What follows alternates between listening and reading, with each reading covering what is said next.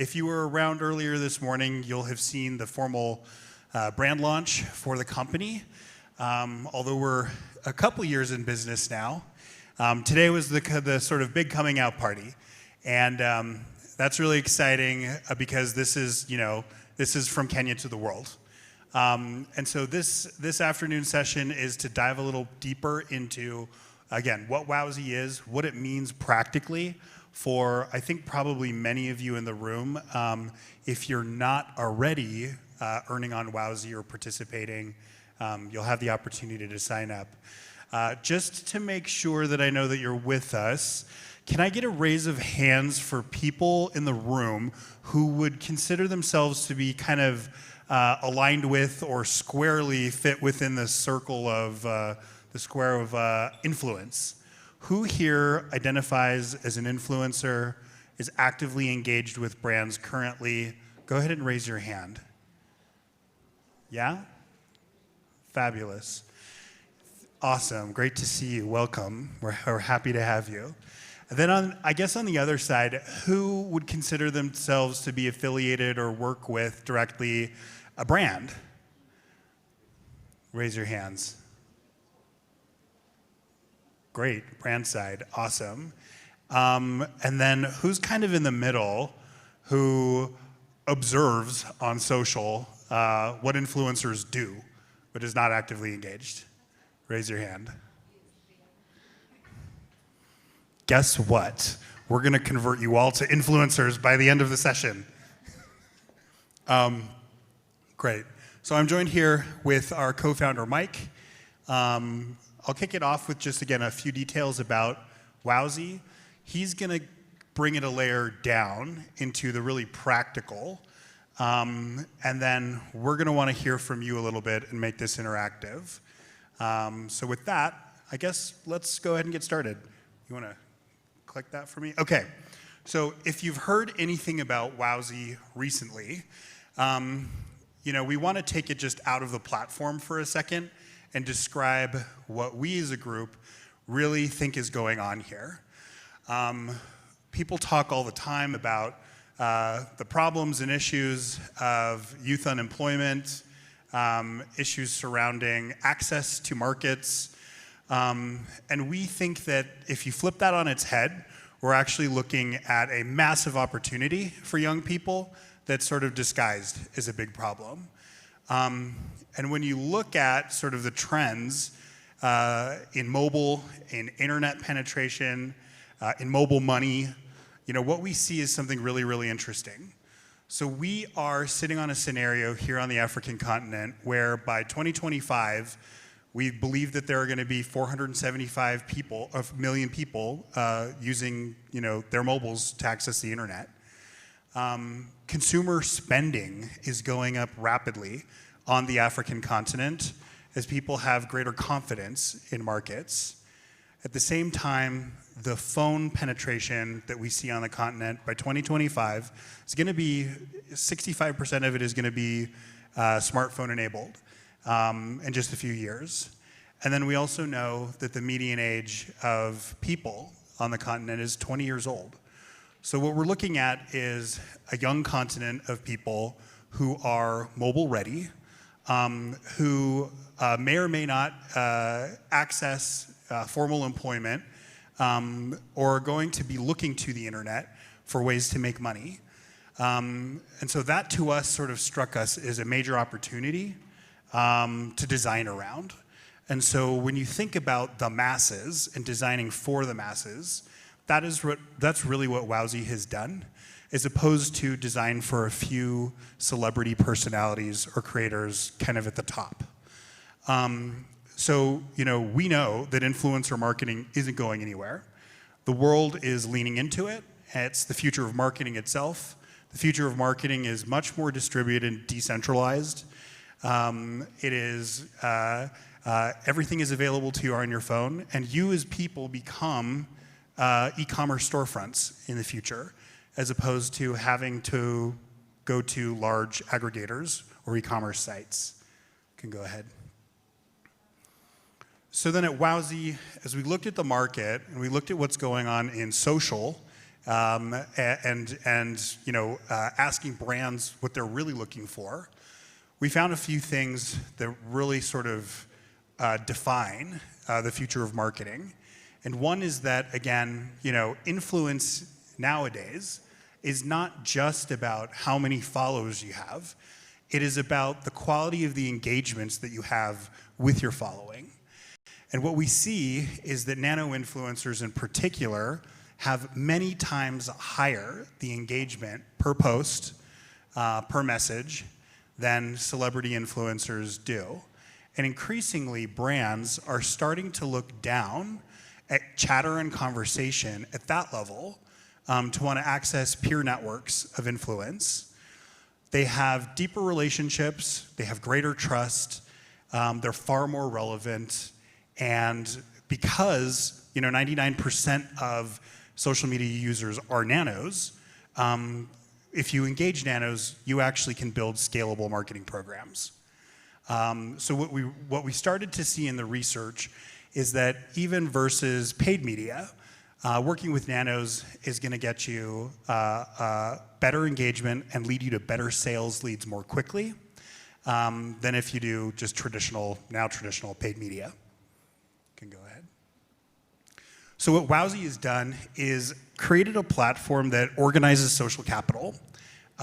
We are a multi-channel media, entertainment, and data company operating here out of Nairobi, Kenya. So what we've built is really an advertising marketplace. That is an opportunity for brands to come and access a self-serve platform to create campaigns that engage the audiences that they want to engage. We utilize peer influence methodologies in all of the products that we build, and are really about, again, identifying, surfacing trust where it exists within communities, unique communities, cataloging it, organizing it, and then making it available for brands to access. And then we obviously offer, in addition to kind of a matching service, we really offer the end-to-end solution, total management for campaigns themselves. That is helpful for brands as they are not just looking to engage folks, but negotiate contracts, automate that process, have real-time reporting analytics, centralized invoicing, and the ability to pay influencers on time. That's why they come to us. So as you know, as we've been discussing all day, we are on a mission to not just connect capacity and opportunity. To make that real, we've set a really ambitious goal. We're out to create 1 million jobs in 2021 by streamlining influencer marketing services for brands of all kinds, for companies of all sizes, across all industries. All right. And so, thank you. And so practically what we've done is, we say we've built a rocket ship. This is an image of a lunar modular rocket that takes people to the moon. And what you see here quickly is at the very, very bottom, the first stage of the rocket, this is where our nanos are. This is the biggest part of our operating system, and it is made up of thousands and thousands and thousands of everyday people, just like you, just like me, who essentially act as boosters to people in the middle and people at the very top. So when we create content, we can essentially swarm around a really great piece of content. So when we engage brands, for example, it doesn't have to be, it's not just that the celebrity influencer is creating the most compelling content. Sometimes you get micros and nanos who actually create something that resonates in a way that a celebrity's content might not. And when we see that engagement and we see that activity online, we're actually able to hone in on it and boost it, again, with up to thousands of influencers at a time.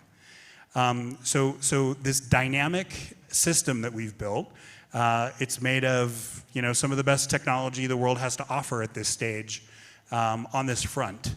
And for everyone in the room, I mean, this is truly a Kenyan innovation.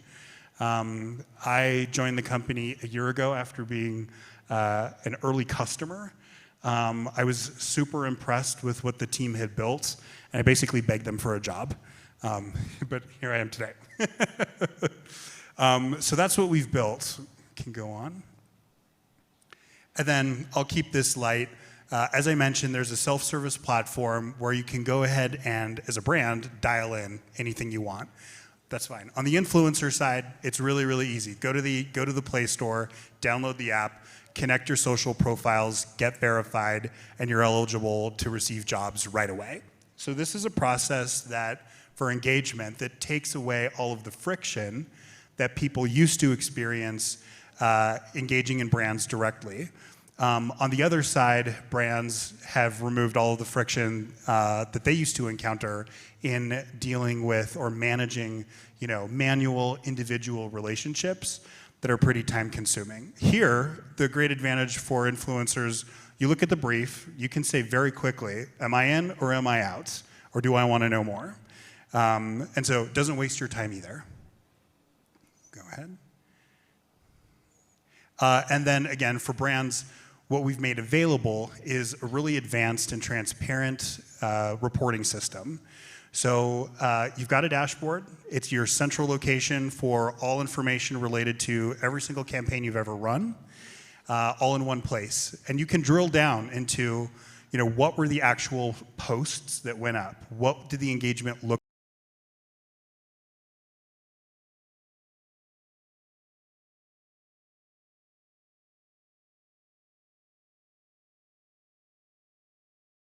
happened? There's no question if you're a brand manager and have to go report on what happened, you'll be able to show very, very easily what the results of your campaign were and the value that it created for the brand. And so essentially, our ability to group influencers on the back end has created really what we believe is Africa's smartest targeting software.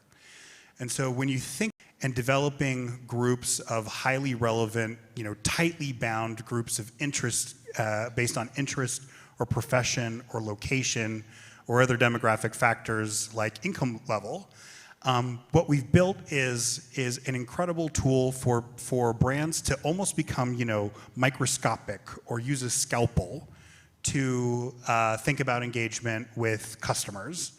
And you can do it at scale. And you can do it nationwide, and you can turn it on almost instantly. So that's a value proposition that brands haven't seen before, and so they come to us with requests for campaigns that they would have never been able to ask for before. Mike will get to a few of those in a minute, but it would have just been impossible previously for Safaricom or for Netflix to come and ask to engage 5,000 influencers in one go. Wasn't possible before. And it didn't make sense, especially as you think about engaging nano and micro influencers who may be only getting paid $5 or $10 for a post or for a job. That kind of management just wasn't possible before. And so that's what technology gets you. That's what a good algorithm gets you. That's what Wowzy has built. All right. And then, finally, actually, we can skip this one because you'll go to case studies. What I wanted to show you, and what I want to be really transparent about, is the fact that Wowzy has built something that really focuses on, again, everyday people. This is a heat map of how jobs are distributed on the Wowzy platform. So if you'd looked at that rocket ship, you'll notice that there were different tiers of influencers according to their followership and reach. On the left side, kind of all in red, you've got the mega folks. On the right side, you've got all of our nanos. What this heat map shows is that almost 90% of the jobs and the dollars that get returned to influencers on the Wowzy platform is actually channeled into those nano, micro, and macro categories. And so there is a real need for celebrity influencers to engage with brands. We do support that 100% on the platform. But what we're really making possible for the first time ever is for emerging creators to break through. There's an opportunity for you to get noticed on the Wowzy platform in a way that hasn't been possible before. So we created direct connection between great, micro, nano content creators in big brands. And so we found over and over again that in our experience, that when you surface an unlikely, amazing, nano content creator, brands want to ask for them over and over and over again. And so it's a really interesting place, and frankly, it bucks the trend of most creator platforms that currently exist out on the market. Traditionally or typically, you'd see a handful of names being the top earners month on month on month on month. Kim Kardashian, Khloe Kardashian, Kylie Jenner, you get the gist. And so in the traditional game as it's been for the last half dozen years or so in influence, it's really been all about the number of followers you have, period, full stop. What we're saying at Wowzy, it's all about the connection that you have, the degree to which you move and actually influence the people around you. So you could be a banking CEO with only 2,000 followers, but you have outside influence with the community that's around you. And so we're kind of flipping the script on what it means to have influence, and we are creating a really, really big tent under which we can all stand as influencers. So again, I wanted to show you this in particular to just this visual is, if you show anyone who works for any other influencer platform on the planet, they will go, wow, because this is really, really, really different from what's out there right now. The incentives are different, the buyer is different, and so we've created an environment, again, where young creators can rise. So I'll stop there on the details of Wowzy, and I'm gonna let Mike take over and talk about, not the professor stuff, but the real good content. Thanks a lot, Johnny. So there's a video I'll play just as context. I think the team will help us just play it. But it's just a series of a multitude of different content pieces that we've seen on the Wowzy platform across the different tiers. And then after that, Johnny will ask me some very pointed questions to where I'll share insights on what we're seeing, what are some of the trends, and then we'll open it up to Q&A. So if we can have the video played, that would be amazing.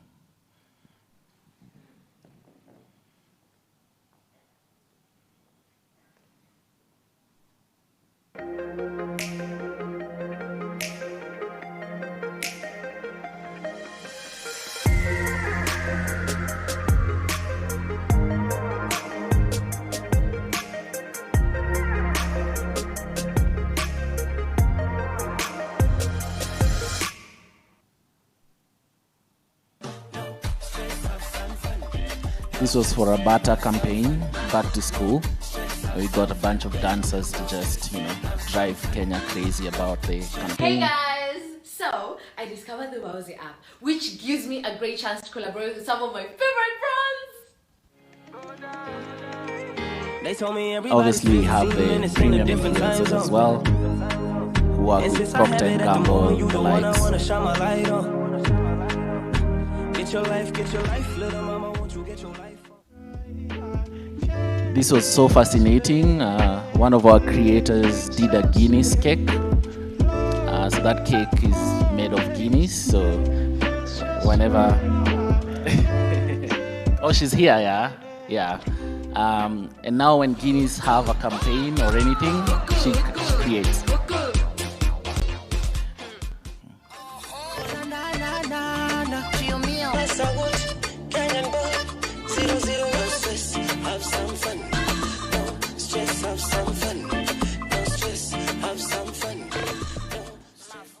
Instead of being discouraged, I decided, you know what, I'll keep trying and we have momfluencers. They do an amazing job on the platform and create a good foundation for him.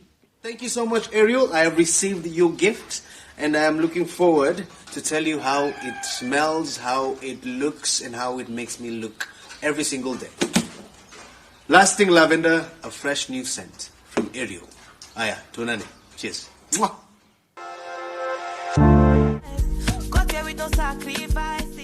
The feeling of smelling great, that's what makes me feel extraordinary. Morning! Morning, Mambo. You smell nice. Jana, Leo. It's a new Downy, my dear. It's a new Downy. Our very own Dave, our designer. So, yeah, he's in the room.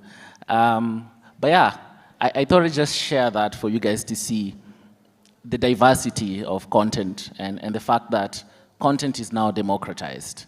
And there's an emerging community of content creators who, as a brand, you can be able to leverage. So I'm gonna stop there, and Johnny will ask me a few questions to just share some insights, and then we'll open it up to all of us. Wait. Before I get to you, Mike, I am very interested in the lady in the back who made the Guinness cake video. Can we be friends? Because I really want to eat that cake. That was like, it's probably my favorite Wowzy video of all time. So congratulations. Awesome. Cool. So, Mike, we have at Wowzy kind of had, it's kind of our daily honor and privilege to, put campaigns out there and then just to watch people come back with amazing stuff. Stuff you can't imagine. I guess for you, I'm curious, what has surprised you the most about the level of creativity and some of the most out of the box moments that we've had as Wowzy with Kenyan creators? Yeah, I think one of the most surprising ones was obviously Ochi Grande, where he creatively created some content while in the middle of the sea, for example. And so he lives on the sea. He spends most of his time in the sea. He's a tour guide in Watamu. He speaks fluent Italian. He's Kenyan, and most of the times he's touring around with tourists or domestic tourists like us. And Safaricom obviously had a problem to try and spread the message that, hey, we have very, very wide reach coverage, which works anywhere. And so Ochi goes ahead and picks an actual call in the middle of the sea. It's being recorded by his friend, and he says, hii network ni clear sana, nakusikia vizuri sana, niko kwa bahari. So that was fascinating, as it's very difficult for the brand to just sit down in a room and think about that kind of idea. But by collaborating with Ochi, you get to spread the message in a very relatable way. So his peer fishermen got to learn about Safaricom, brand love increased, and I know NJ is here. He can confirm that a lot of those campaigns gave both revenue metrics, like we could literally go back to see what sort of revenue Safaricom increased when we ran campaigns. At the same time, even more importantly, brand metrics, where you begin talking about brand love, their NPS score improving. So those surprised me. Yeah, that's one of the ones. Yeah. So you're talking about an individual who kind of already does a couple of jobs, and in his downtime is able to pick up the phone and start earning with Wowzy. Precisely, and if you think about it, Ochi is one example. I think the other interesting example was taxi drivers. So who could imagine taxi drivers can work with Netflix? But here was the thing, then Netflix was thinking about introducing something very fresh. They chose only 2 countries in the world to launch this. So Kenya was one of them, Vietnam was the other, and for a year they made Netflix free. And we were cracking our brains trying to figure out what sort of influences would bring this message home. And taxi drivers came to mind. They've bought bundles for the whole day already because they want to be online to get rides. At the same time, they have downtime, which is something you've spoken about. So right now, outside here, there's a lot of taxi drivers who know we're about to leave and they're waiting. What are they doing in their downtime? Couldn't that be an opportunity for them to earn some additional income while creating content to tell their fellow taxi drivers that, hey, by the way, when you're relaxing, you can be able to watch Netflix for free. So that's another example of creators just pushing the needle and creating very rich content that surprises both us and surprises the brands as well. So yeah. Great. We talk a lot in our office about the business case for around building communities. But I think at a personal level, there's something really important about the communities that get built through Wowzy. That is influencers participating actively and joining for the first time or realizing that they're part of a community that's larger than themselves.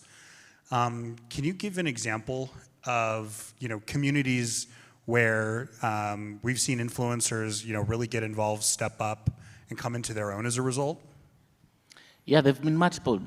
It's a very good question. There have been multiple communities, and in Wowzy, we are very passionate about communities because when you build the right communities, then you give brands very unique ways of engaging their audiences. I think my favorite one is moms, for sure. So building communities of moms who then become very valuable for, Pampers or Nestle. I remember that one time Nestle wanted something very specific. Can you get us moms with kids between ages 2 to 5? And through the platform, you're able to group these communities and add so much value to a campaign. The same moms become very valuable for Netflix when they're trying to promote parental controls.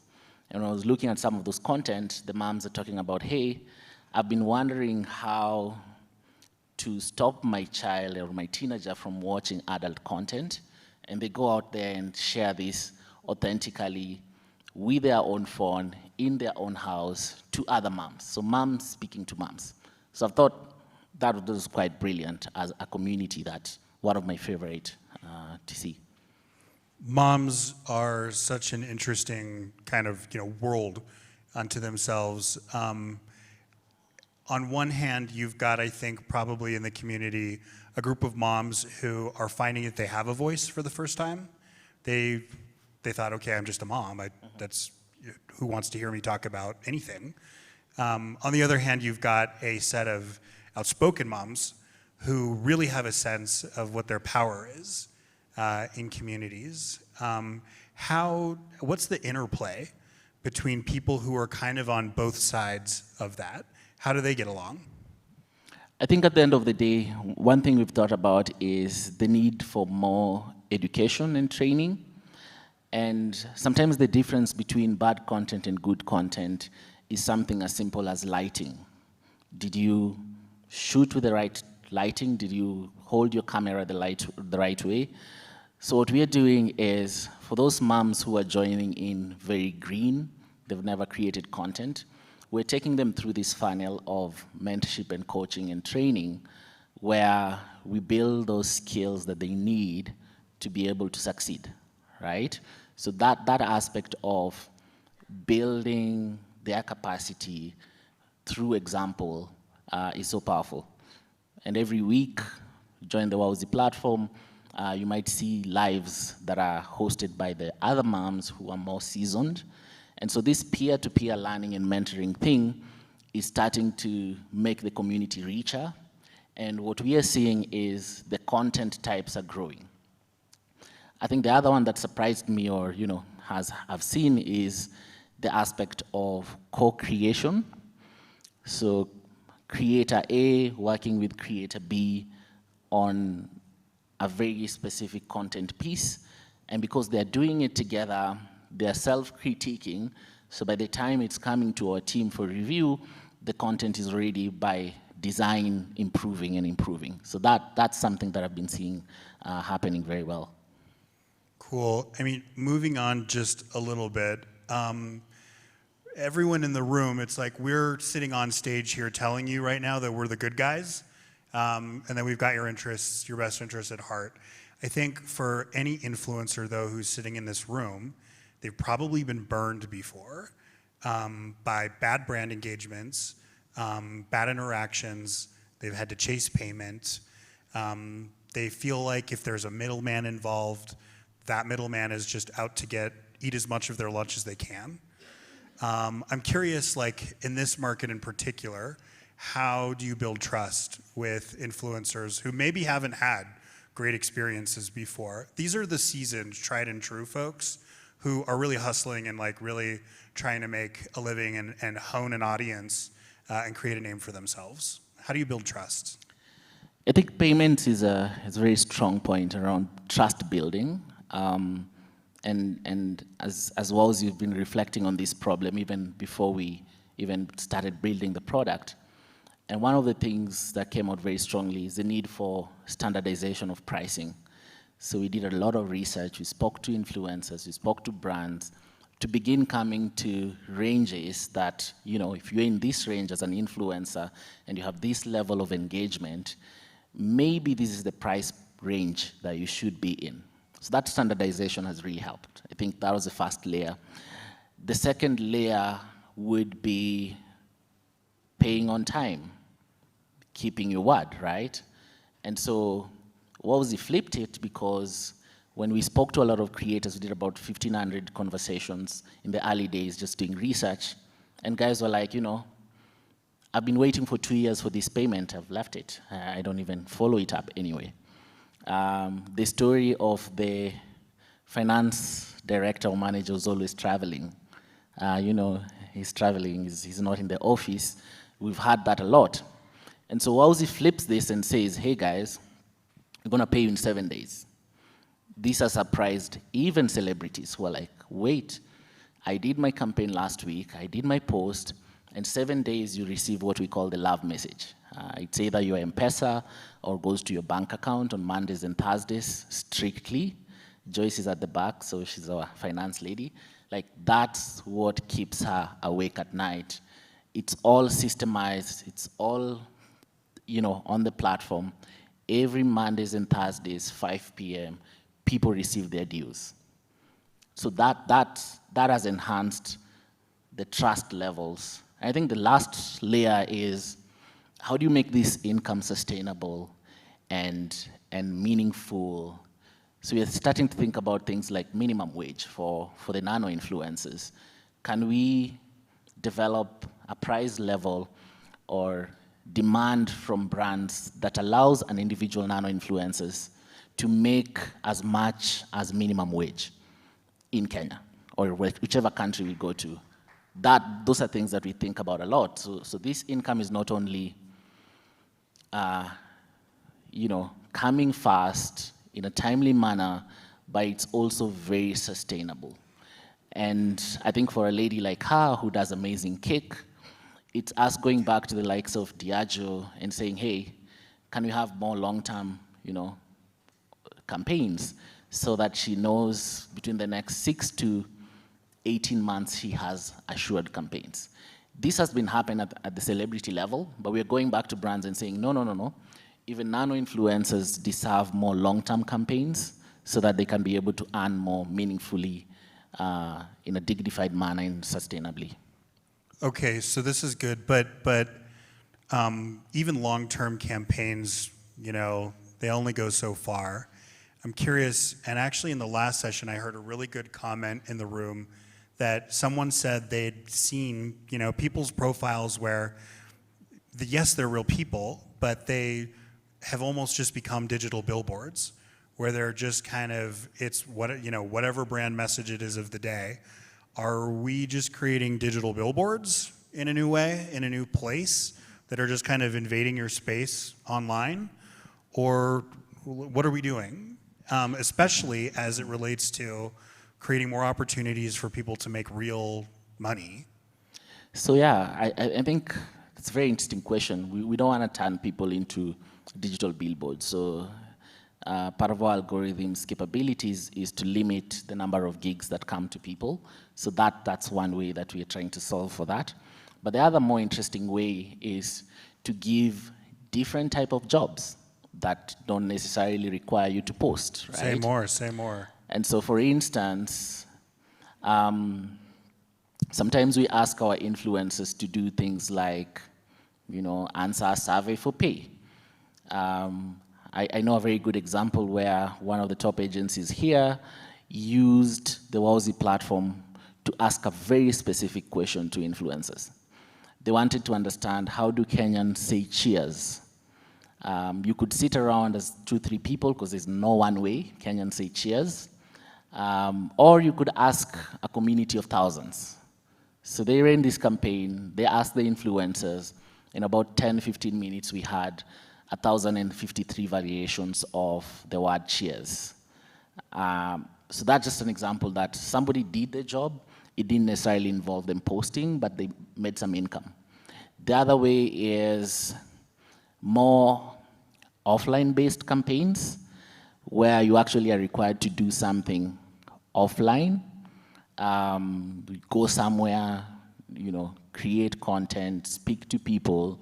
I think the other interesting one was the one with farmers, where farmers can take photos for pay. So we think of Wowzy not just as an influencer platform, but really a clearinghouse for different jobs. So that way, income is sustained irrespective of your page not looking like a billboard. So it isn't just about public influence all day, all the time. Yeah, it's not, and that's why for us it's an opportunity for even people who may not want to be camera facing, they're not photogenic, to also join the platform and earn sustainably. So that's how we are thinking about it long term, and that's why we are really positioning more as a future of work, provider, as opposed to just influence only. I really like the idea of people, of payers, buyers, basically, not just going to influencers to say, go perform this job, but I really like the idea of the same guys coming back and actually asking influencers, what do you really think about this? We recognize you are a thought leader in fashion. We recognize that you really know something about how mass transportation works in Kenya.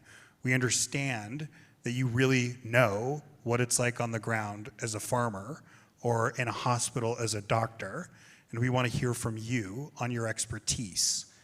So suddenly we're not just treating influencers like pay to play for going and performing a task, but we're treating them like respected industry experts whose opinions actually are useful in other ways. Precisely. Yeah, that's exactly what's happening. Is people trust people like myself or people like I. Trust has been democratized to very small community levels, and it's all of a sudden having these experts, share their experiences and so on. So there's a campaign we used, house managers, as I call them, and they did pretty well because they spend a lot of time trying to figure out the best detergent to use in the house. So in that context, they are experts. So broadening this idea of influence to cover all these different communities makes the cake bigger and unlocks new ways of connecting. So that's how we think about it. Cool. So have we figured it all out? Do we have the perfect solution? What are our blind spots still? We've not figured it all out. I think it's going to be a long journey. I think for me, one of the things that keeps me awake at night is that minimum wage. To achieve it, there's so many variables that have to be true. You have to find a brand who loves to spend on influencers and find influencers who produce great content in a sustainable manner and do that in multiple markets. So the variables are many.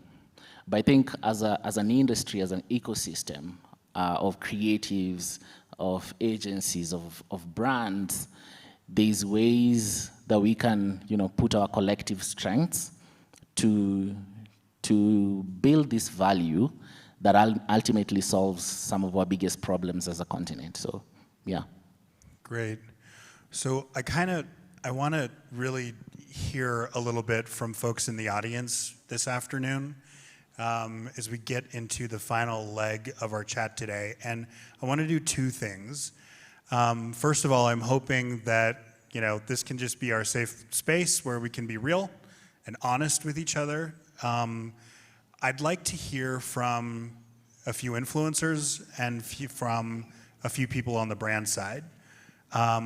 We are kind of a clearinghouse between both parties, and we realize that there is still a lot of work to do on both sides to make the experience better and to make people's time more productive and to get the best out of everyone involved. So Mike is available for questions, but I'd actually like to hear, honestly, from a couple of influencer voices out there, what are the things that you still really, really struggle with that you just feel like people aren't paying enough attention to, where we could be focusing our efforts that would just make all the difference in the world to you? Anyone brave enough to raise their hand and tell us what we ought to do better? Or brands? Yes, please. I'm happy. Oh, looks like we got a mic on the way. Thank you. Hi, so my name is Kezia again, and I'm actually in the business of social influence. So I'm not just trying to look cool and be online. I'm actually trying to cause actual change. So what I do is I influence mothers and women through the journey into motherhood, all right? I, first of all, believe that if I'm not in touch with my following directly, I'm not causing influence. So the first question is, all my influence, in Kenya, I looked at the penetration of WhatsApp, and it's very high. If you want to get in touch with me, my influence is on WhatsApp. I have more than 3,000, 4,000, 5,000 people on WhatsApp, just opening groups and being able to touch base with these people. And then I'm able to link them up with the medical fraternity, which now I would work with the Aga Khans and those kind of people. Now, according to me, I don't know how else you're gonna find me. I don't know how you're gonna justify the likes. I don't know how you're gonna share the posts, etc. So that's my first honest angle. That influence doesn't always mean that I'm able to create awareness. Sometimes it actually creates a mental, educational change. So if Pampers were to come to me, I would actually be able to still cause a change without looking at tweets and likes, etc. Which brings me to my next point. I feel like the environment has been custom made for influencers to only work a certain way. I'm a creative first. I create with or without my camera. So if I was to create even with a woman in the room, I didn't have to show that on a billboard. Why is the influencer space forcing us to a certain direction of influence, meaning digital social likes and YouTube trends and reels, etc., when there are different avenues of influence? Like, for example, right now there's no one going into stores to test sample products. If you bring your products to me, I'm able to penetrate all 5,000 houses with the sample product. So Nestle wouldn't even be outside there. They just need to send me. I'm able to cause the ripple effect, create the influence online, and return with a survey, for example. It's still influence. It's just that it's a very different angle. That's where I'm struggling. I'm struggling because I have the target market, but I'm thinking on a creative level, and it's unfortunately, I'm not being pushed in the typical way of influence, and so I'm losing. Thank you for sharing that, yes. Interesting. So a couple of things. I think Haron is at the back of the room, so he's going to try to sign you up. But anyway, the first point is quite interesting. Do you know the biggest insight we've found in Wowzy over couple of years we've been doing this? Is that most influence happens offline. So that's the first point. It's in very small communities, in houses, it's when those border riders are leaving their borders and going for lunch, that's where influence happens. And that is an insight that it's always in our head, and it has allowed us to not overemphasize the likes and shares. In fact, those have come to be called vanity metrics, because influence actually happens offline, and it's one voice after the other, after the other. And at WOWS, you appreciate that. Last week, I was visiting a farm because we are running a very interesting campaign with a Swiss-based organization around organic food. And in this case, the influencers are farmers, I remember going down to Moranga, meeting Peter the farmer, and I was like, hey, Peter, you seem like an interesting influencer. Which platforms are you on? You know what he said? He said, I'm on WhatsApp. And he showed me 6, 7, 8, 9, 10 groups of farmers organized already around organic. Organic is a very interesting one because you can't use pesticides, but you still have to deal with pests. So he shows me how he's educating other farmers to use rabbit urine as pesticide, and he showed me a short video. He was showing them how to do it. He also showed me one where they're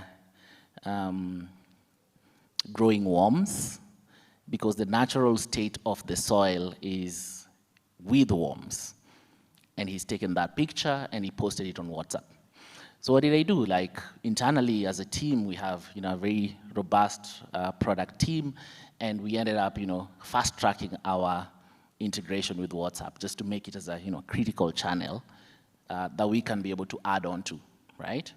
Haron, who helps us with our community building, has started organizing admin groups, especially estate admin groups who are super powerful, to begin, again, earning from their influence. And I think the hardest bit is obviously, how do we measure that? Do we measure it through likes and so on and so forth? So we let our engineering team figure that out. How do we create this value in a way that can still be reported? Because brands still want that. So we can find unique, interesting ways that are very witty and innovative. To start with, even screenshots to start with, that, hey, I took this video, I trained so many moms, and I did so many screenshots, right? As simple as that.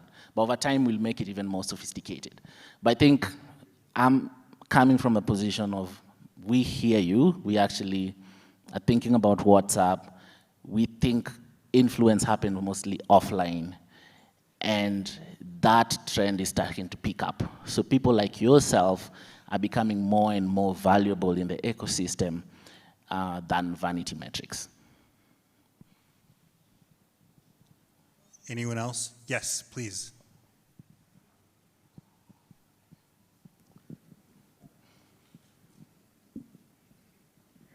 Thank you.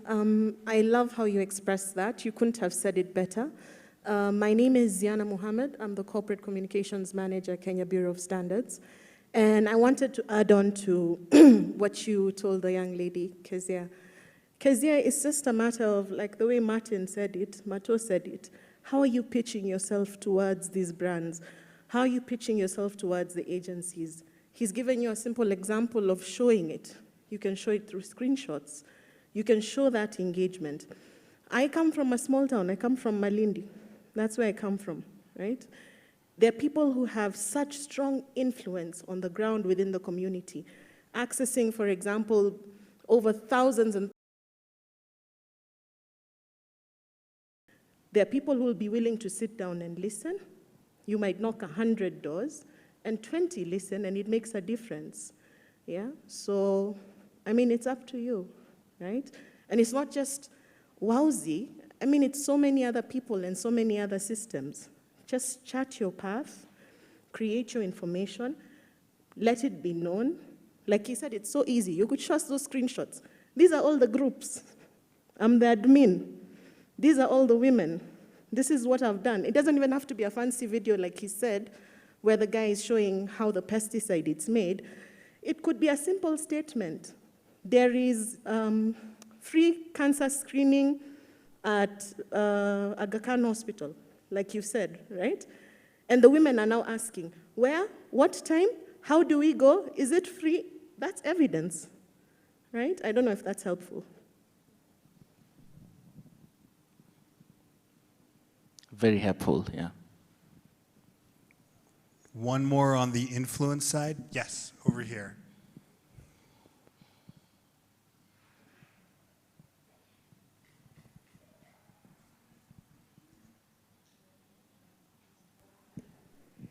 Hi, good afternoon, everyone. My name is Christine Loanga, or aka Koku Loanga. Follow me. Anyway, so my husband and I, Martin, we have a brand called Manapatao Chronicles, but as individuals, we have different brands.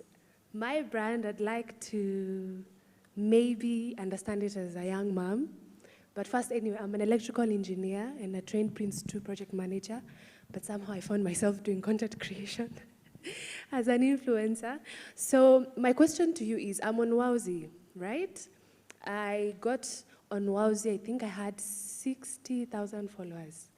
And I have 70 point something followers. I'm growing in numbers, and I'm working with a brand. Let me just name them, Jumia. And since I started working with them, we have this relationship with their boss, where she tells me, Christine, once we interact with you, I want you to grow as a brand as well. I just don't want you, hey, these are the metrics, make them, let me make money on my end. But you as a brand, I want you to grow as well. So now, as part of the influencers on Wowzy, what is your plan on growing us as a brand? What impact, what quality impact will we feel as influencers? I really don't like that name. As content creators, what value do you add to us besides us bringing in, these are the numbers, this is the influence I have? How do I grow as a brand under Wowzy? I don't know if am I articulating myself clearly? Yeah, super well. Very clearly, Thank yes. you. Thank you. Yeah, I think one of the earliest things we wrote, those napkins conversations when we are, as early founders, just thinking about the model. And I remember one of my co-founders writing, Wowzy is the platform that honors creators. Because we looked and we were like, okay, when you think of athletes and athleticism, Nike honors them in various ways, from getting immersed in athleticism, building shoes that grow them, doing a lot of sports science things, taking Eliud to break 2, right? And that became our vision for creators. How do we honor them? How do we honor their craft? And sometimes honoring your craft is simple things like, paying you on time, right? Sometimes it's more sophisticated things like co-creating a campaign with you, where we don't come with all the answers, but we are like, hey, you do understand your audience more than we do, so how do we connect with your audience, right? Not a cookie cutter approach where we have our content, an ugly poster, and ask you to post it, right? So that's one of the areas we've been thinking about. And then now, if you think about having that ability to be part of a community. What if you spend some time, creating Guinness cakes? I don't know, maybe you don't do Guinness, but yeah, Fanta cakes with someone else, right? So all of a sudden, the value is not just you, but the ability to have peer-to-peer interactions where you're brushing off brilliance both ways. I think Johnny will also add, because you have like a whole thesis and plan around this, yeah. Well, as a startup, we're a small team, and we have major scale-up plans that we're activating now. I think what we have to do is really hire a layer of people who are greatly concerned with, your experience and your growth. And what that might look like in the future is someone who is dedicated to premiums, to think with Netflix, and to come to you with ideas on what would the next great creative partnership look like. Because you need a partner to imagine what else is out there. I think oftentimes the burden is always on the creator to have to think about the whole world of possibility and opportunity. And what you might lack is a partner in that. And what you might lack is also someone who can not just make the introduction, but have the relationship so you can do the track 2 kind of negotiation and think about what the end product might be, how you flex into coming out of a series of stories about motherhood, but make that jump to your story about as being an electrical engineer and a woman in STEM who's inspiring the next generation of female leaders in sciences. And so I sincerely believe that we have a role to play in helping you imagine what could be. Because we'll always be in conversations where you're not going to be present with brands about what are they thinking about, what's next. And it's not for us to just hold on to that information. It is to come back and huddle essentially with you and a group of people like you to think about what could be. And then we are just as much as interested in pitching that with you as your pitch partner, not leaving you out of the room on that. But making sure that you're not alone either. So I think that is an area where you're going to see a lot of growth from Wowzy in particular over the next few quarters, is in our ability to work with and partner with directly premium influencers. So we've got a whole roadmap for things we're working on right now related to that particularly. And then for the nanos out there, we really do have to invest in training programs that are, it's not quote unquote training, it is what Mike said. It's really about understanding what's behind the request when people say, you need better lighting. What is that about? Someone to give the context for why it matters. Again, not just have people search endlessly online for the answers, but let the industry pros come in and develop short, lightweight, low-level credentialing, sort of programmatic training sessions that help everyone level up, because that's what's needed most. And again, people are not going to be paying Wowzy at the nano level to access those kinds of things. We need to create ourselves a content library and an engagement system of content that we own that is beneficial to the community as well. So those are like real expansion areas for us. But the commitment is there. Yeah, exactly. And I'll give you an example of how maybe data that Wowzy has visibility on can be able to even help you. I know a creator who is in Kenya whose biggest market is China. So she's the top 5 TikToker in China, not even Kenya. And so sometimes data can show you that, hey, the people who would listen to you are in Philippines. And maybe you're wasting time with this channel. So we have these very unique data sets that we're able to help you craft your message better, become even more granular in your targeting and understanding your audiences even better. Yeah. Thank you. Okay, one more question from the influencer side, and then I'll open it up to the brands as well. You'll be able to tell us about your major gripes with influencers and what we need to do about it. It's on the emotive issue about paid and unpaid kind of influencers.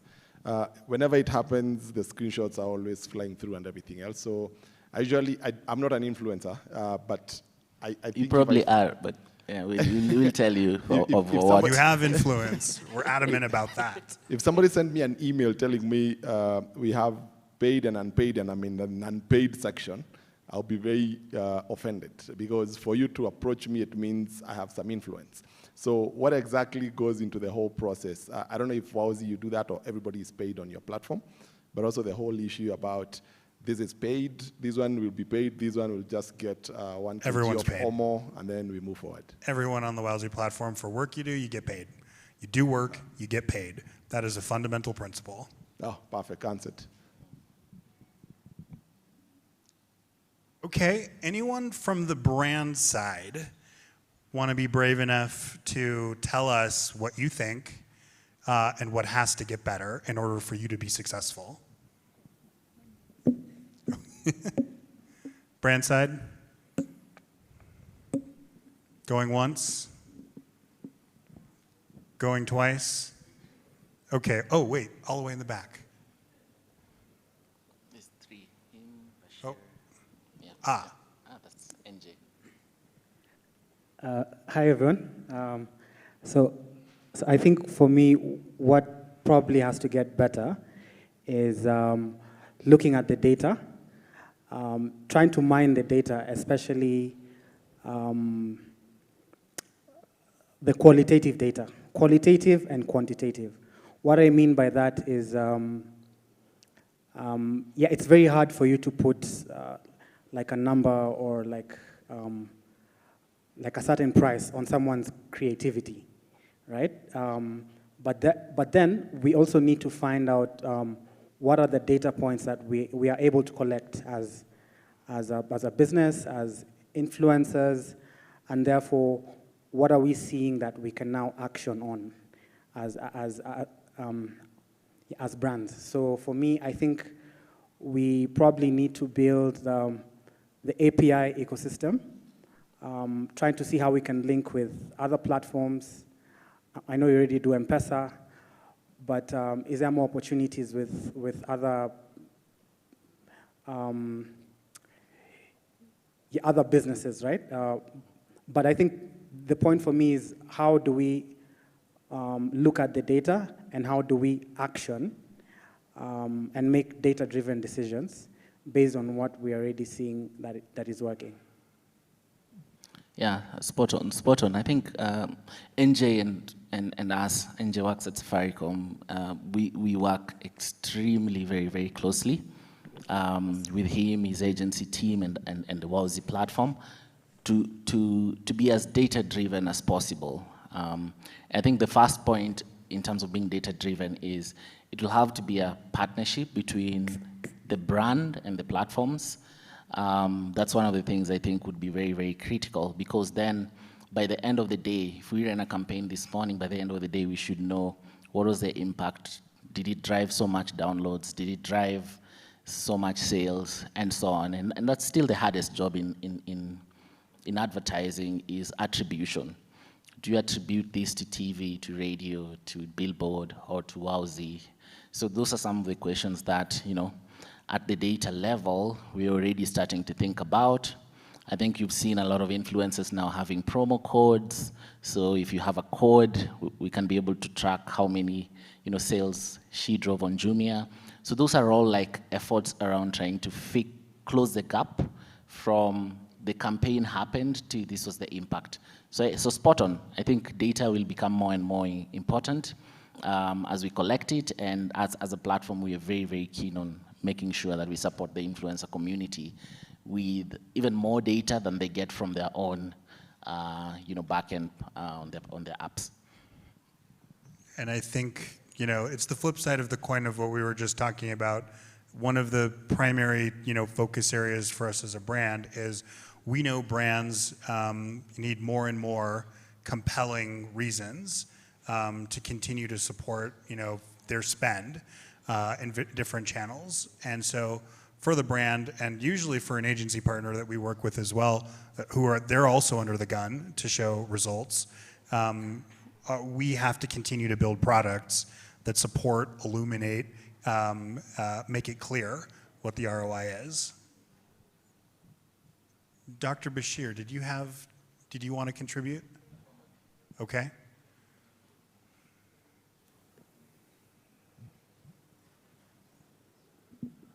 I think the question she asked about how you are developing, how are you helping develop the influencer? I think that's an extremely important question.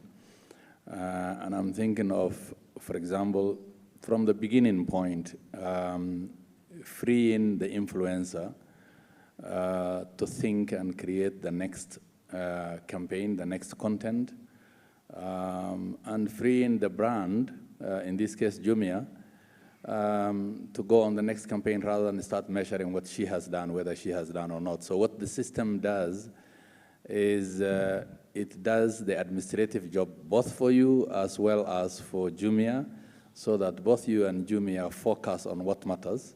You can imagine a job is thrown at you, you work on it, you throw back at them, they take some time to assess and evaluate, and then they come back to you. The cycle time may be longer for you by the time they come back to you and they say the ROI was that, there was no ROI, you have not added value, you have added a lot of value. So here is another job.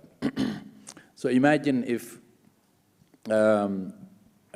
your administrative job was done by a system, you are not invoicing, you are not chasing the finance office for money, you have delivered a service, you walk away and deliver the next service, money hits your phone or wherever your account, and the brand that gave you the work is looking at the dashboard and already knows while you're doing the job that you're actually delivering. And in the evening, as Kendi said, or someone in the panel said earlier, in the evening you have the numbers. The brand manager has the numbers. So that's something I think should come out very well. One of the slides you presented earlier, Johnny, showed that we have 31 billion advertising spend in the continent. I don't remember if I got the number right. 31 billion USD advertising spend. Imagine if that budget was open to you, not just what you're doing with Jumia in Nairobi Street, but you're delivering the same kind of message. The same copy was being played to English-speaking communities in, let's say, in Africa, in Accra, Ghana, or in Abuja, Nigeria, the same. So that also gives you an opportunity to work with Wowzy across vast areas. I think ultimately what the great lady here with the cowboy lady here has asked before, has asked before, I think influencers should take the job as a full-time job. She said you have to craft your skill. Guys who do the job as a side job, those guys will drop off. Ultimately, you will be measured. Systems like Wowzy will measure you on delivery and ultimately rank you and give you a rate. There's a reason why the performing driver of Uber or Bolt gets more job than the non-performing driver. What Wowzy is doing is systemize this industry and rate service providers. Now, you are a service provider, and ultimately you'll be rated. Ultimately, you'll be called more if you're performing. You'll be called less if you're not performing. So I think what the lady was talking about in terms of crafting your deal, crafting your skills, taking this job as a full-time job, honing your skills, improving your communication and delivery, improving your clip creation and your environment, all that ultimately makes you a super influencer. Thank you. We're definitely most interested in building for the pros. Okay, we have, one more over here, and then there's T, and final thoughts from Mike. Great. Thank you so much.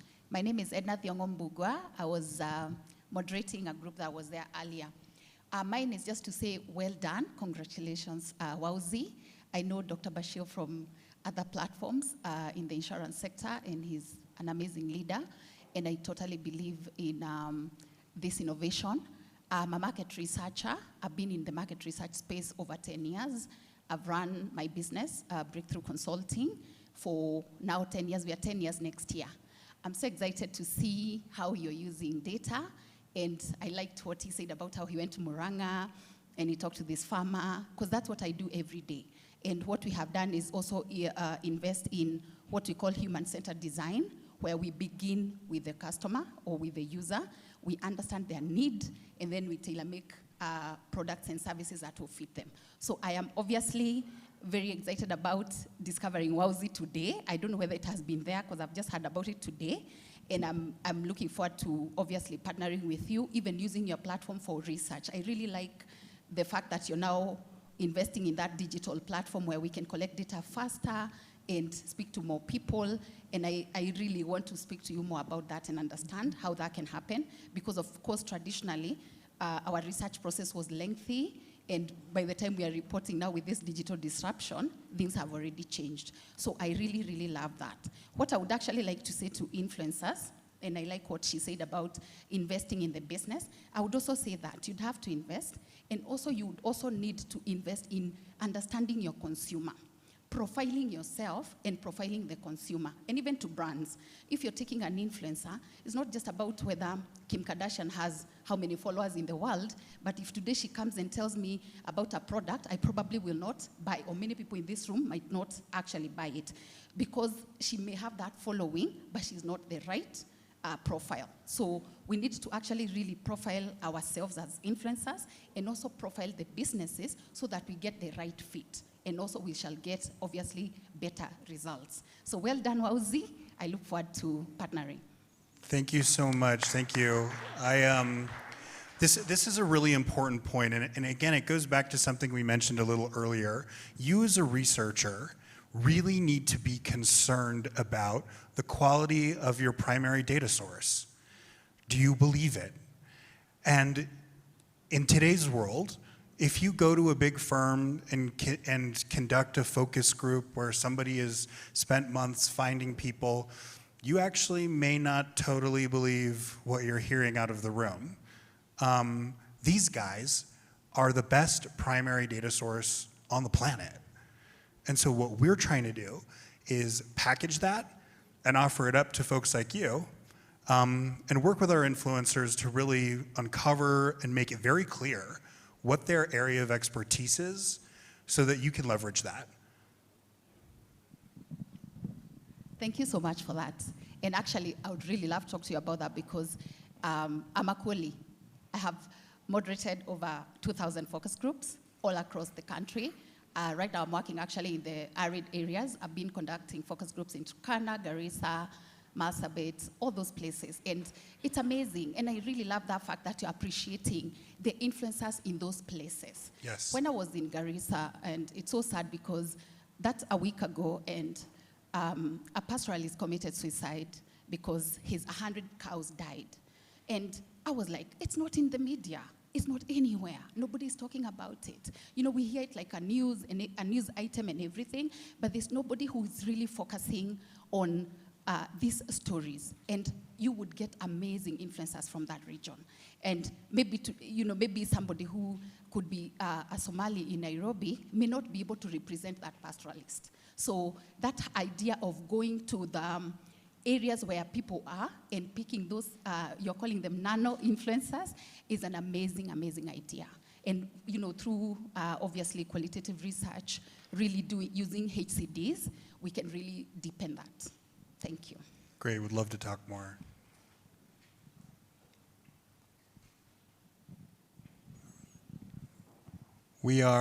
This will be our final comment. We're going to then hear from Mike.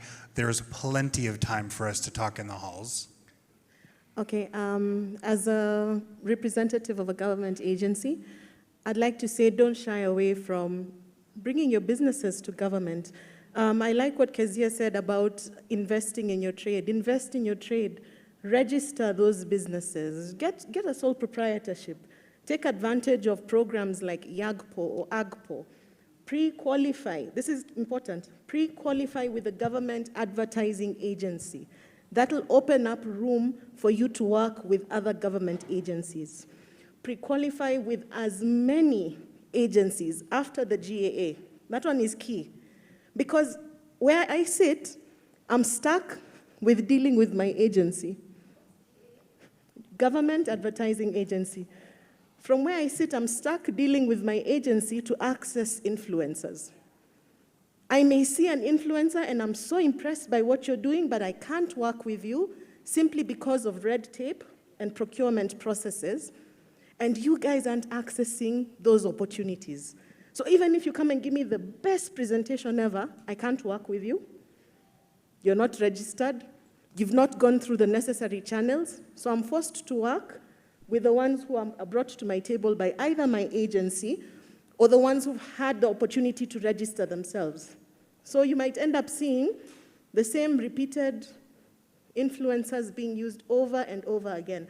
I urge you, take advantage of those processes. Learn about government procurement processes. You'll be amazed how much money is sitting there and you're not getting to use it. Please do.